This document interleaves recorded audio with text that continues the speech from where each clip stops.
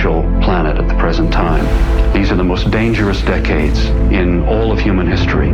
We have the capability to destroy ourselves, and yet we have not broken free of the limitations of that thin biosphere of the Earth. Now, some serious scientists are talking about whole colonies in space. Not on the Moon, Mars, or Jupiter, but on man-made planets, and populated not by scientists and astronauts alone, but by hundreds of thousands of just plain folks looking to get away from an overcrowded Earth, running short of energy, water, and clean air.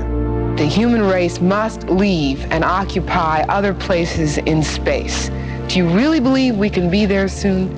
With the technology that we have now, we could do it, and maybe by the late 1980s. Talking about outer space and colonizing outer space is always intriguing, and here's a gentleman who knows about it. Would you welcome, please, Gerard K. O'Neill. Dr. O'Neill rolls out this book called The High Frontier that shows how to do it, step by step, and it's go time. Anyone can read the book. That will change how you think about space forever. It's possible to make habitats which are relatively big enough to be very Earth-like. 90% of the people on Earth in 100 years would move out into space and leave the Earth. We'd call the Earth the old country. Gerry O'Neill asked, is a planetary surface the right place for an expanding industrial civilization?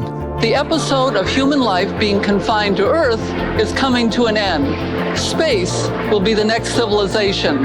Industries and colonies in space may sound incredible, but we who are working toward them know that most of the building blocks are already in place.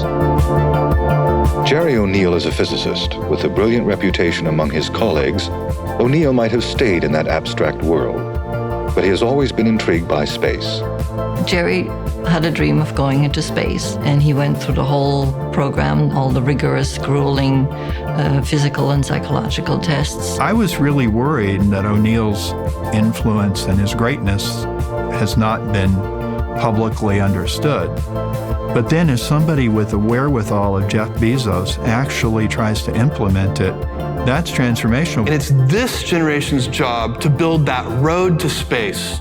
Professor O'Neill was very formative for me. I read The High Frontier in high school, and as soon as I read it, it made sense to me. Space isn't just something that's just the engineers show up to. You know, this is something for artists and writers and business people. We were a bunch of young, intuitive punks. We're all Gerry's kids. We're all, in one way or another, caught up in this idea. 3, 2, 1, 0. Yes, it was crazy. Yes, it was science fiction. Yes, it was way out there. But the steps were there. It was hard work. And all of us were willing to do the hard work.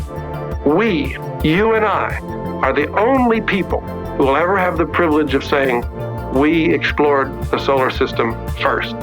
This concept is so enormous in its scale and the change of human events that's going to happen inevitably as a result of this.